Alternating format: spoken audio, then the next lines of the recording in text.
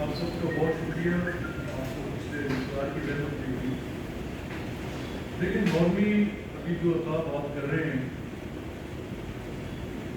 اس میں غصہ تو ایک لازمی امر ہے، فطری ہے کہ جب آپ اس قسم کی گفتگو کریں گے جو کل عمران خان نے جلسے میں کی ہے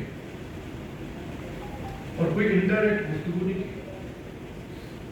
یعنی یہ تقاضا ہے اس بات کا کہ ایسی گفتگو پر اس کی جتنی مذمت کی جائے وہ تو اپنی جگہ پر ہے، لیکن اس بات کو بھی بیان کیا جائے کہ ایسی گفتگو کرنے والے کی ذہنی حالت کیا ہے.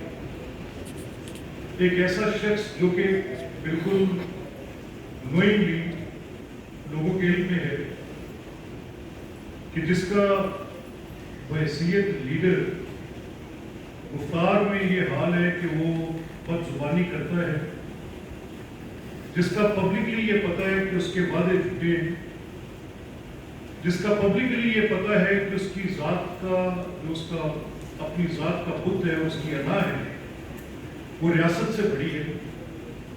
وہ اپنے آپ کو ایک ایسی منزل پہ کھڑا دیکھتا ہے اور سمجھتا ہے کہ جہاں پر اس کی ذات کا مفاد نہ ہو وہاں پہ ریاست کے مفادات کو بھی قربان کر دینا چاہیے. یہ اس کا جھوٹ کا پلندہ، چاہے وہ یہ سازشی خط کا بیانیہ ہے، چاہے اس سے پہلے 3.5 سال حکومت میں کیے گئے وعدے ہیں یا حکومت میں آنے سے قبل کی گئی پبلک پلیٹس ہیں. یعنی ایک بندہ جو ایک سند یافتہ جھوٹا تسلیم ہے، وہ جو یو ٹرن تھا وہ پتہ نہیں کیوں اور کس نے کہا. عام طور پہ تو ایسی بات پہ کہا جاتا ہے کہ اس شخص نے جھوٹ بولا، اور پبلک لائن جس کی یہ مثال بار بار دیتے ہیں، قرآن کریم میں جھوٹ کے متعلق جو حکم ہے مجھے اس کو دہرانے کی ضرورت نہیں. ہمارے اسلام کے اندر جھوٹ کی جتنی مذمت ہے مجھے دہرانے کا دوبارہ آپ کا وقت ضائع کر کے ریپیٹیشن کی کاز پہ کہنے کی ضرورت نہیں. لیکن جس بیسٹ کی یہ روز مثال دیتے ہیں اور روز یہ بات کرتے ہیں ریاست مدینہ میں، اگر پبلک لائف ویسٹ میں ہو تو اس کے کانسیکوینسز ہوتے ہیں. یعنی آپ نے کمٹمنٹ کی، پبلک کمٹمنٹ کی اور وہ جھوٹی ثابت ہو جائے تو پھر کیا ہوتا ہے نیچرلی؟ وہ شخص جو بھی پبلک لائف کرتا ہے وہ کنڈیم کیا جاتا ہے، نہ صرف کنڈیم کیا جاتا ہے بلکہ اس کی شناخت بطور ایک ہوتی ہے. لیکن ان کو یہ مہارت حاصل ہے کہ ابھی ایک جھوٹ جو ہے وہ دفن نہیں ہوا ہوتا، یہ نیا جھوٹ لاتے ہیں. انہوں نے شاید اس چیز کے اندر یہ مہارت حاصل کر لی ہے کہ جھوٹ اتنا متواتر بولو، اتنا بار بار بولو، اتنا مسلسل بولو کہ وہ سچ کا گمان ہونے لگے. لیکن پاکستانی عوام کا حافظہ بالکل اس بات کی گواہی دے گا کہ آج تک جتنی پبلک پلیٹس اس نے کی وہ ساری کی ساری اس کی فراڈ تھی، چیٹنگ تھی، فالس کمٹمنٹس تھی. جو بہتری اور ریفارم کی بات تھی ہمیں کہیں نظر نہیں آئی. جو انہوں نے آج تک یہ کہا کہ میں حکومت میں ہوتے ہوئے یہ بہتری کروں گا، نیا پاکستان کا جو ایجنڈا تھا، آپ سب نے دیکھا، میں نے بھی دیکھا کہ وہ بالکل ایک ٹوٹل ایک فالس، ایک ایکسینچویٹڈ، ایک بالکل جھوٹ پر مبنی پوری کہانی تھی 3.5 سال کی اور اس سے قبل بھی. اب یہ جو بتانا بھی بات کر رہے تھے کہ کل اس نے جو کہا ہے، میں کہوں گا یہ ہریسمنٹ ہے. ہریسمنٹ ایسی جب آپ پبلک کیمپین میں ہو اور پبلک کیمپین میں آپ کا مینر ایسا ہو جس میں آپ ایک نیشنل پوسٹر کی لیڈر کو، جن کے ساتھ ہماری سینٹیمنٹ ایک بہن کے ہیں، آپ پبلکلی ایسی بات کریں اور آپ کو شرم بھی نہ آئے. ہمیں یہ معلوم ہے کہ آپ نے اپنی جو اپنی لائف ہے اس کے اندر آپ کے اوپر ہمیں توقع نہیں ہے کہ آپ کو کسی مشرق کی اقدار کی، کسی عزت کی اقدار کی، کسی جگہ پر آپ کو شاید اس بات کا کوئی اندازہ بھی ہو کہ جو فیملی ٹریڈیشنز ہوتی ہیں، حیادار اور وہ لوگ جو کہ اپنی عزت کی حفاظت کر سکتے ہیں ان کے متعلق بات. کیونکہ آپ کے پاس مجھے ایسا کلچر لگتا نہیں ہے. مجھے لگتا ہے کہ آپ کی تربیت میں نقص ہے. مجھے یہ لگتا ہے کہ غالباً آپ کے والدین نے بھی آپ کو یہ نہیں سکھایا کہ آپ نے چلے مخالف کے ساتھ تو آپ کی بد زبانی ہم دیکھتے ہیں، آپ نے علماء کرام کے نام کس طرح سے منسوخ کیے پوری پبلک کے سامنے ہیں.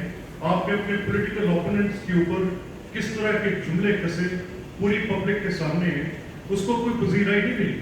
आपने रियासती वसाइल इस्तेमाल करके, लोगों को मीडिया ट्रायल्स करके, लोगों को खरीद कर 3-3 घंटे मुसलसल आपके वज़रा ने प्रेस कॉन्फ्रेंसेस की, हुकूमती वसाइल इस्तेमाल करके।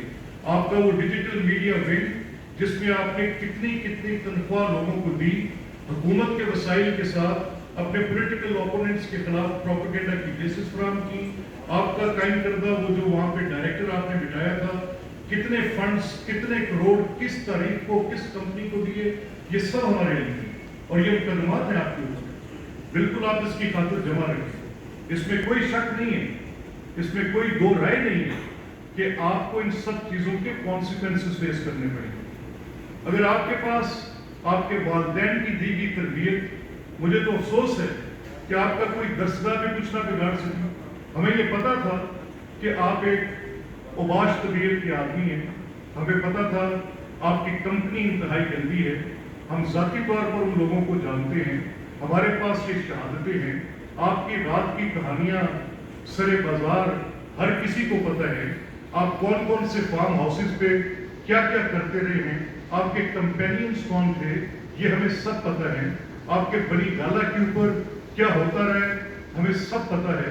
वो कौन सी ऐसी मंशियात का इस्तेमाल था जो आप और आपके रुफ़ाकार करते रहे, जिसकी बुनियाद पर आपके ज़हन के ऊपर भी असर हो चुका है। नहीं तो कोई जी होश आदमी ऐसी गुफ्तगू कर सकते हैं, वो भी एक पब्लिक ऑडियंस में, एक लार्ज पब्लिक ऑडियंस में, एक नेशनली टेलीवाइज्ड स्पीच के अंदर। एक पॉलिटिकल पार्टी का सरबराह, चाहे वो बेईमानी के साथ बना, कुछ अर्सा वजीर आजम बना रहा, मुझे उन सारी बेईमानियों की भी तफसील का इल्म है, ये बात आप ज़हन में रखें। आई एक्चुअली नो कि आपके वजीर आजम बनने में क्या वो अमल कार फरमा था जिसकी बुनियाद पर आप वजीर आजम बने। वो लोग जो आपके साथ गए थे वो हमारे जाती दोस्त हैं, हमें बता चुके हैं वो अराकीनी असेंबली जो साउथ के थे कि किस तरह से आप वजीर आजम बने। सो मेरा ये ख्याल है कि जिस शीशे के घर की अता बात कर रहे हैं, ये शीशे का घर नहीं है अता साहब, ये गटर है। जब ढकना खुलेगा गंदी बू आएगी। ट्रस्ट मी, ये वल्चर्स हैं, ये इस मुआशरे के माथे पे कलंक का दाग है।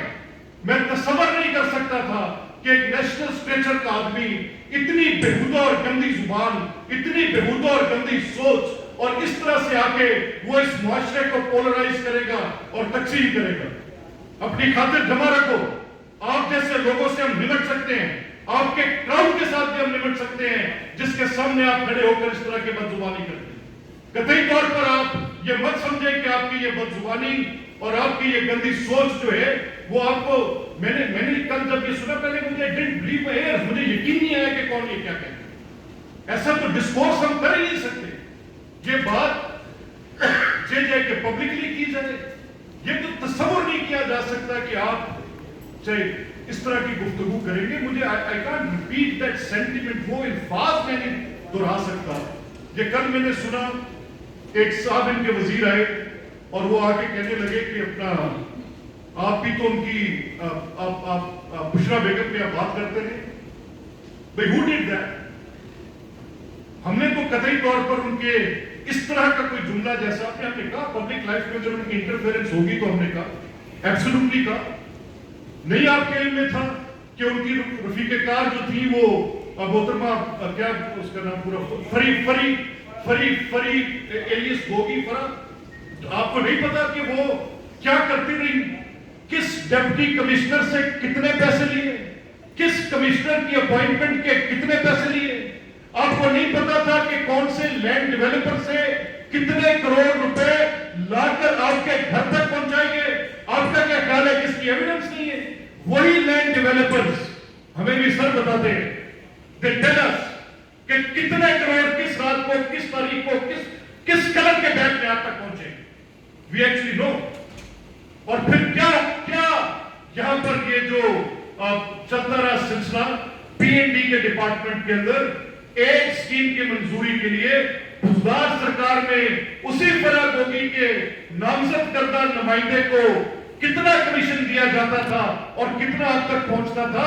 ये सारी तफसीलात पब्लिक होंगी, अब पब्लिक होंगी A to Z। और ये कोई ऐसी चीज नहीं है जो ढकी छुपी है, ये डॉक्यूमेंटेड है, रिकॉर्ड पर आएंगी ये सारी चीजें। मैं हैरान हूं इस शख्स पर, झूठ भी बोलते हैं और फिर उस झूठ पे खुद नवाई भी करता है, इतराता भी है, कोई फातरुल अकल शख्स है। मुझे इस बात पे कोई शक नहीं है कि ये एक फाशिस्ट रवैये का आदमी है। इसकी सोच ये है कि बाकी सारे मर जाएं, एक मैं हूं जो जिंदा रहूं और फिर मेरी पूजा होने लगे। कतई तौर पर ऐसी जो आपने रवायात कायम करती हैं सियासत के अंदर, इसका अगर कोई विक्टिम भी होगा तो आप, and trust me on this, तंग आमद बजंग आमद, अब लगता है कि उसी पैराए में बात होगी। इंतहाई अखलाकियात के साथ, इंतहाई एहतियात का दामन बरतते हुए आज तक हमने आपको जवाब दिया, सियासी अंदाज में दिया, लेकिन अब बात जब तक इन मुकदमात पे थी, झूठे थे, हम जानते हैं। आपने तो जो हमारी लीडरशिप पे जो केसेस कायम किए, उनका फेट क्या हुआ? लेट्स से मैं अगर from picking up one case, क्या राणा सनाउल्लाह के केस को किसी ने तस्लीम किया कि दुरुस्त केस था? क्या किसी ने दुरुस्त किया कि चौधरी एहसन इकबाल पे कायम किया गया केस दुरुस्त केस था? क्या किसी ने यकीन किया इस बात के ऊपर कि ख्वाजा आसिफ साहब के ऊपर कायम किए गए मुकदमा दुरुस्त थे?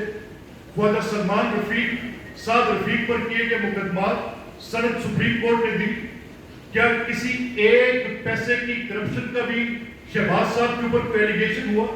उनके बिजनेसेस को जो कि एफपीआर के मामलात हो सकते थे, एट द बेस्ट उनको उठाकर कभी नैब कभी एफआईए लाकर 6 साल से हर हफ्ते में 2-2 पेशियां, और यहां तक के बहैसियत वजीर आजम, वजीर आला भी वो रूल ऑफ लॉ की खातिर अदालतों में पेश हो रहे हैं। आप चंद घंटे 1-2 तारीखें भी बर्दाश्त नहीं करेंगे। आई नो यू, मैं आपको जानता हूं आप कितने को बहादुर है। ये खड़े होकर तकरीर करना, अमरीकी खत का बयानिया, आपको इस चीज का एहसास ही नहीं। अमरीकी खत किसको लिखा गया, कैसे लिखा गया, खत के मंदरजात क्या है? हिम्मत है तो आ जाए, पब्लिक करें और बात करें उसके ऊपर। आपने ये कह दिया कि उसके ऊपर डिबाश करने की बात की गई, नॉर्मल डिप्लोमेटिक बातें, यानी झूठ इस अंदाज में, इतना झूठ और इतना बार बार झूठ के पांव में बार बार कहना होंगे झूठ के पांव नहीं होते। ये साथ तो बिल्कुल फातरुल अकल भी हैं, झूठे भी हैं, इंतशार फैलाने वाले भी हैं, पाकिस्तान की सियासत को गंदा करने वाले भी हैं, बहसियत हुकूमत नाअहल तरीन भी हैं, चीनी गंदम आटा की करप्शन की दलदल के अंदर फंसे और गंदे पैसे की इनसे आती बू भी है। आप एक फ्री लोडर भी हैं, कोई लोन कारोबार नहीं है। आपने पार्टी फंड को और शौकत खाना में एक अच्छा काम है, अगर अच्छा है तो मैं उसको बुरा क्यों कहूं, लेकिन उसके फंड्स की चोरी एक बुरा काम है, वो आपने किया है, अमेलगमेट किया है। कोई उसकी तस्दीक ही नहीं है कि वो पैसे किस चीज के लिए इकट्ठे किए और किधर आप डाल देते रहे। तो जब इतना गंदा किरदार हो तो बात सोच के करनी चाहिए।